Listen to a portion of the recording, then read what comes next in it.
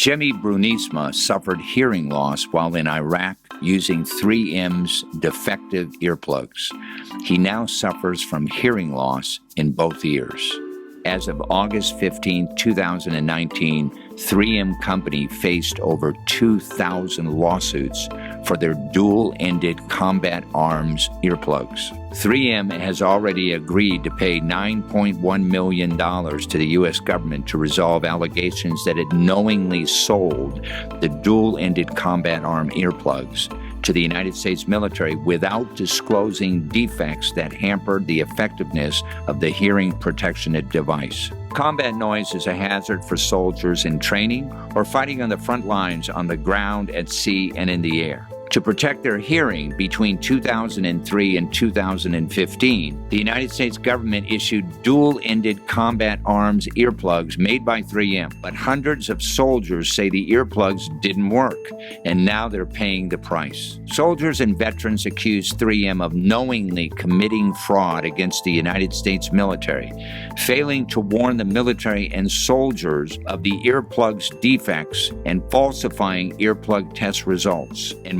Mostyn Law Firm is representing many of them. Here's Amber Mostyn explaining how at Mostyn Law Firm they are helping these soldiers and veterans get justice. If you're a service person who's been affected, if you served in the military from 2003 to 2015, and you've either been diagnosed with hearing loss and tinnitus, or you think you might have hearing loss and tinnitus, contact us at the Mostyn Law Firm. We'll gather your medical records, we'll help you through this process, and help you figure out if you actually have a claim against 3M. What I have to say to all military service personnel and veterans is that we are proud to be able to fight alongside with you in this litigation. This is the Insider Exclusive, live from Houston, Texas.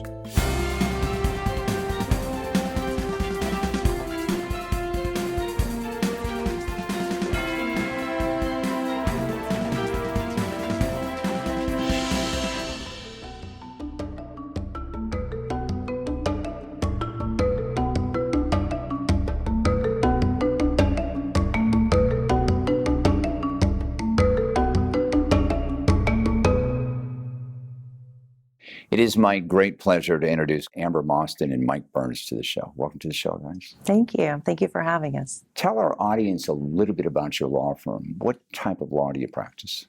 At the Mostyn Law Firm, we represent people, businesses, churches who've been harmed in a variety of different ways, either by a defective product that a company created, or if a natural disaster has ruined one of their biggest assets, their home. We come in and help them recover from either a natural disaster like hurricanes, superstorms, or from the damage that an injury can do to them, like after a defective product or a car wreck or a wreck with an 18-wheeler.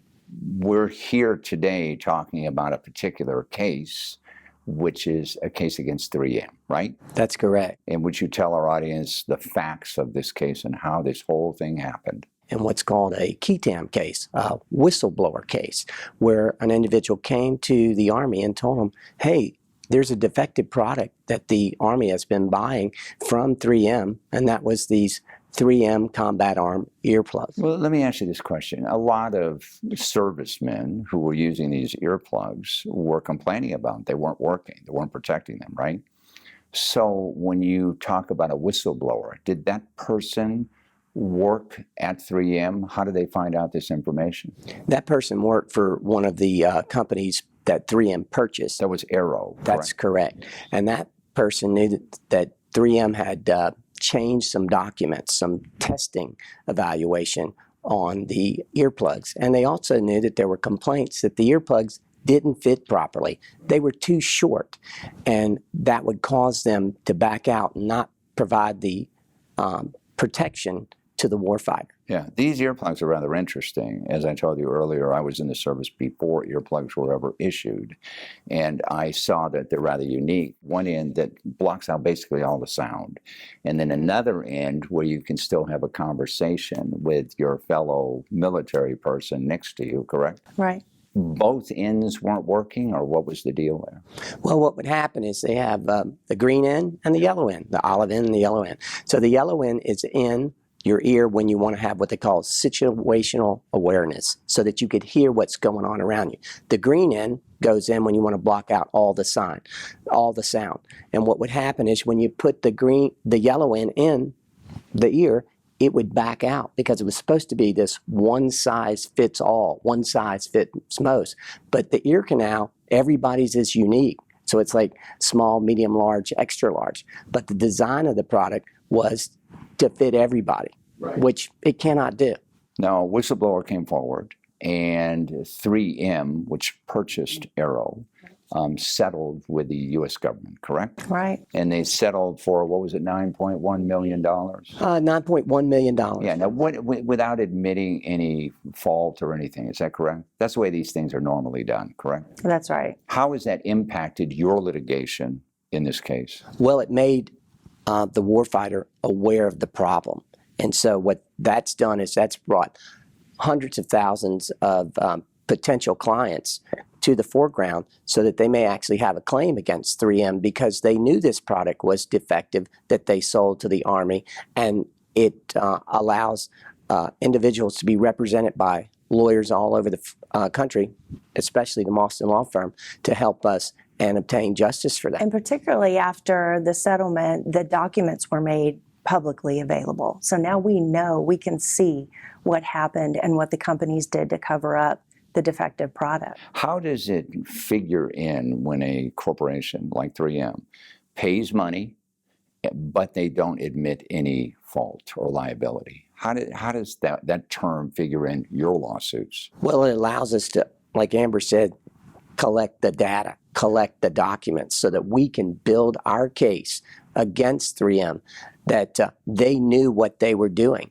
And if the Army or the Department of Defense would have known what they were doing, they wouldn't have bought the product, because it didn't do what 3M claimed it would do, and that would be provide to stop this noise. Do you know right offhand what total dollar amount the military spent in purchasing this product, approximately? We will find that out through the litigation. I mean, it's got to be more than $9 million, right? The $9 million has nothing to do with... That's just kind of like a fine. It's just a figure they came up with and agreed to. Where are you in this case right now? We're in the early days. A special court has been created in Pensacola, Florida. It's called a multi-district litigation court, and that is where the majority of the cases will go through the justice system in this court in Pensacola. We're in the early days of setting up the process by which that will happen, and talking with potential clients and screening their cases and hearing their stories.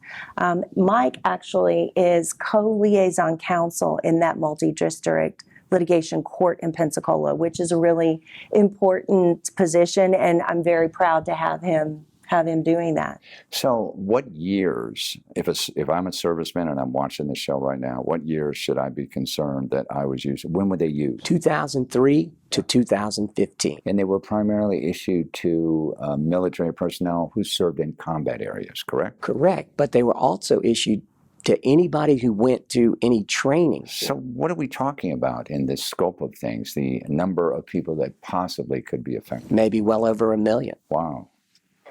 And the military has these figures, obviously. Well, they do, because they know how many troops were deployed. They know how many troops have come through on the training side, and they all got at least one set, if not more. Yeah, now you say you're in your early stages of litigation.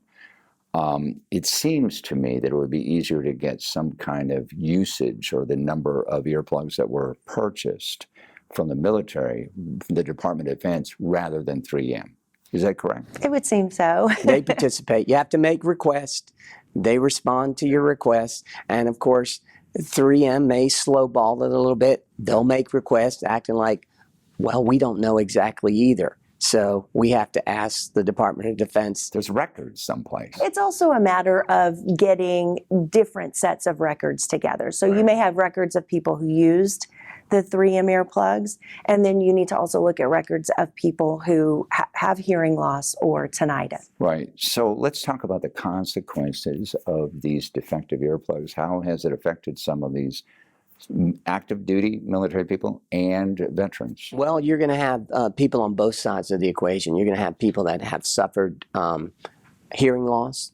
And the thing about the ear is once you lose the hearing loss, you can't bring it back. It's permanent. And it is permanent. And then on the other side, you're going to have people that have suffered tinnitus or tinnitus. Yeah. And that may be a ringing sound in the ear. It's like it's an illusion in the sense that you may think that there's this ringing sound in the ear, but just like this, you see I'm not ringing the bell, but you still hear the sound. So they have to do something to block out that sound because it never goes away. From personal experience, I think I told you before this show, I was recently classified as disabled because of that, and because I was in Vietnam in combat. And all my life, I always thought that ringing sound was kind of cool. So where's this coming from? It can also lead to dizziness, vertigo, and other very debilitating problems. And it's something also where other atmospheric sounds can impact it and make it worse. Yeah. In these kinds of cases, the big cases, what are some of the challenges and the hurdles you face and have to overcome? Well, one of the challenges is you've got to get the records. And you have to get the records from either the Department of Defense or the VA in order to substantiate your injury for your client. So that's a challenge. So from the Department of Defense, would that be a Freedom of Information Act request or a subpoena or both? A little bit of both, but once you get involved in the lawsuit, it's more of a legal action than it is a Freedom of Information request. You have access to all the documents that 3M settled with the U.S. government, correct? Yes, sir, we do. That's in the Ketam case. Okay, fine. And they readily gave them up, or that's available to anybody? Well, once you go through the litigation, you can get those documents as part of the litigation. What are some of the other challenges you have trying to reach some of the people that may be affected with this? That's a big challenge, is just letting people know, hey, if you were issued these earplugs, if you've suffered hearing loss or tinnitus, then you need to talk to somebody and see if you have a case. And just reaching, as Mike said, almost 1 million people to let them know that they have the opportunity to go through this process is a challenge. Right. So I want to reemphasize 2003 to 2015. That's right. Anyone who served in the military from 2003 to 2015 who was issued these earplugs and has hearing loss or tinnitus should contact someone to talk about going through this process. Just kind of curious, is the military using an alternative protection right now after 2015? Well, the Army's actually come up with a program where they believe that they can prevent hearing loss, and that's one of their goals, is to make sure that their soldier or their warfighter doesn't have hearing loss. They think it's preventable, but definitely not with using the 3M combat arms here. What are they using right now in combat? They're using other protective hearing devices. And I think that's an important thing. Some folks that I talk to who didn't serve in the military don't understand how important this is. It's important for our men and women in combat to be able to have situational awareness, to be able to hear. It obviously is extremely important for them to maintain their hearing and to not go have problems like tinnitus. And the military spends a significant amount of money researching and developing products because it is so important to them. Okay. You've done other defective product cases. What have you found unusual about this case versus some other ones you've done? Well, you very rarely have a whistleblower situation like this. As an attorney investigating potential product defects, you very rarely have a situation where the federal government has already litigated the case against the company that produced the defective product. So that changes the dynamics on some level. And quite frankly, you're not always lucky enough to be able to represent military veterans and military personnel. And we consider that a great honor and something we take very seriously. We have with us today one of your other attorneys, Caroline Maida, Yes. who handles your mass torts, and we're going to bring her on right now. So let's do that. It is my great pleasure to introduce Caroline Maida to the show. Welcome to the show. Thank you. Thanks for having us. Hey, you're welcome. Here at this law firm, at the Monston Law Firm, you are classified as the mass torts person. You direct all of mass torts. What does that mean to our audience? Sure. So mass torts are any sort of lawsuits that affect people harmed by products. And so my job here is to lead up the investigations on those products and also help our team, manage our team that answer the phone calls when our clients call in every day, and fix our clients' problems and help them guide the case managers with the issues that they're having with our clients or with the defendants. So you're kind of like the head investigator here, too. I am. So in this case, the 3M case, what have you been able to find out so far, and where are you getting your information? So I'm actually part of the document review team in the MDL and the multi-district litigation that's going on. And we've been reviewing lots of documents that were produced in the Ketam lawsuit that I think y'all have previously been discussing. And we've also reviewed other documents that have been produced by the defendant. And we've learned that not only did 3M know about the product defect, but they took measures to cover up their knowledge of the defect. And do you have documents like that? We do. Yes, sir. My question, I think 3M purchased Aearo for, I think, $1.2 billion. Was Aearo Technologies primarily an earplug manufacturer? Is that all they did? They did other things as well, but this was a very large focus in their business, this earplug, the development of the earplug. Yeah, it seems like a lot of money, therefore they must have made a lot of sales to the Department of Defense, right? Absolutely. What else are you finding out in this case where they blatantly covered things up? And more importantly, the question is, how could they have made the earplug better?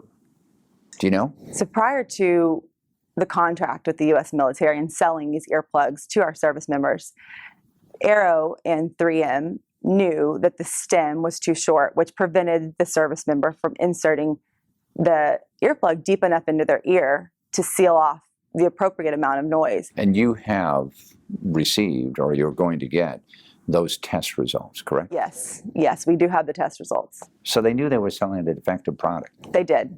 They knew that they were selling a defective product and that it would be circulated to all the service members that were being deployed. In defective product cases, what do you usually need to move a case forward so you can show prima facie evidence that not only was it the defective, but also that people were harmed? To move a case forward, not only do you have to investigate the product, but you also have to investigate who was liable, if anyone, that can be held responsible for the injuries that occur as a result of the defect. And that's what we see a lot, right? We can always find the defect, but finding who actually is liable for it and that it's more likely than not, which is our standard, our burden that we have to prove, it's more likely than not that this product harmed the individual. We also have to find out who's responsible and who can be held accountable, if anyone, for the injuries that resulted. In this particular case, Amber, it seems to me that with the settlement with the U.S. government, they've kind of admitted that they manufactured a defective product and knew about it, correct? That yes, they manufactured a defective product. How does a jury look at this? Let me give you an example. You know, oftentimes you see settlements with a corporation not admitting any kind of liability. But then a juror has to say to themselves, like anybody else, they say, hey, well, why would they be paying money? Right? That's the way they look at things, don't they? Common sense way of looking at it. Why would you pay this money? Yeah, if you go to trial, you bring that out, don't you? That would be a decision for the judge to make. Why? Because it'd be inflammatory? Well, she has to follow the standards of the law and determine whether or not, but we would certainly want the jury to hear that. In your position, Caroline, you've talked to many people who have suffered hearing loss. I have. You have? What are you hearing from them? Oh, I'm hearing a lot of different things from our clients. Most of them are, feel that they were kept in the dark, from something that people knew, and they want to know who knew it and when they knew it. And what we're going to do to help make it right. And a lot of these military service personnel that we're talking to, they want to be a part of this.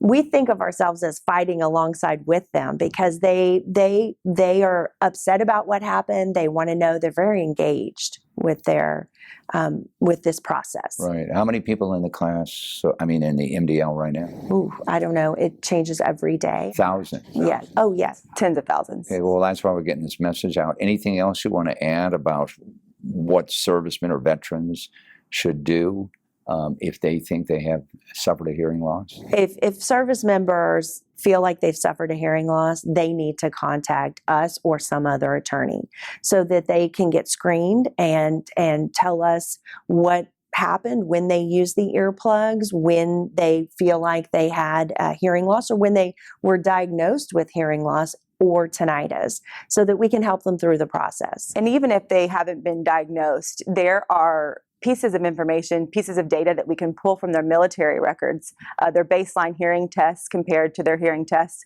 when they were separated from the military, that we can determine also if from the time they went in the military to the time they left the military, if they suffered hearing loss. Okay, great. Well, I want to thank you very much for being on the show. You know, Amber, you have a lot of people that contact your law firm regarding cases. And how do you decide which cases to take? What's your criteria? At the Mawson Law Firm, we get approached to be involved in a lot of different types of litigation. And we take a very serious approach to trying to decide what we want to be involved with. We research it pretty thoroughly. We create budgets trying to look at what it will cost to get engaged in the litigation. But most importantly, at the end of the day, it has to be something that the lawyers at the Mawson Law Firm, our staff, that we feel very strongly about being involved in.